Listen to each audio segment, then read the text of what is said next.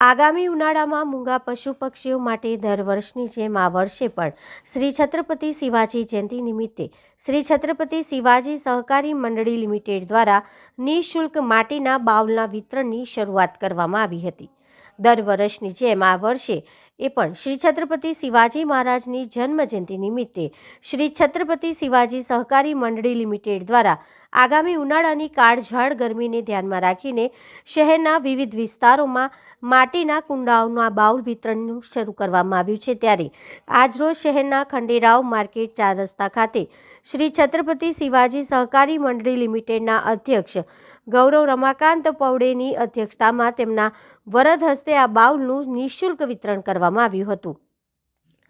અત્રે ઉલ્લેખનીય છે કે શ્રી છત્રપતિ શિવાજી સહકારી મંડળી લિમિટેડ દ્વારા અધ્યક્ષ ગૌરવ પૌડેના આગેવાનીમાં મૂંગા પશુ પક્ષી માટે 200 બાઉલથી ગાંધીનગર ગૃહથી આ અભિયાન શરૂ કરવામાં આવ્યું હતું, જે આજે 25,000 ઉપરાંત બાઉલના વિતરણ સુધી પહોંચી ગયું છે।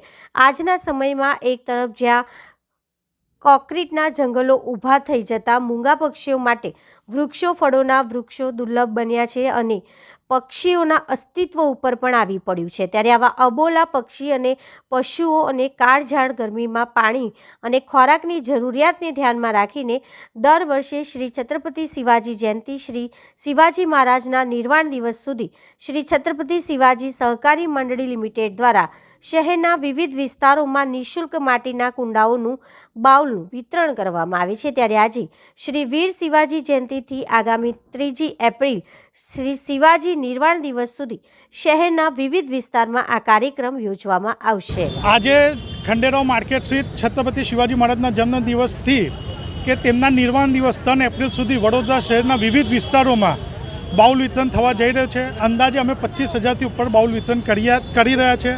આની શરૂઆત અમે 200 બાઉલથી ગાંધીનગર ગૃહથી કરેલી ને આજે અમે 25,000 સુધી પહોંચ્યા છે। એનું મુખ્ય શ્રેય વડોદરાની જાગૃત જનતા અને આપના શ્રોતાઓનો છે કે જેઓએ અમને આ પ્રેરણા આપી અને ઉત્સાહભેર આ કાર્યક્રમમાં જોડાય છે।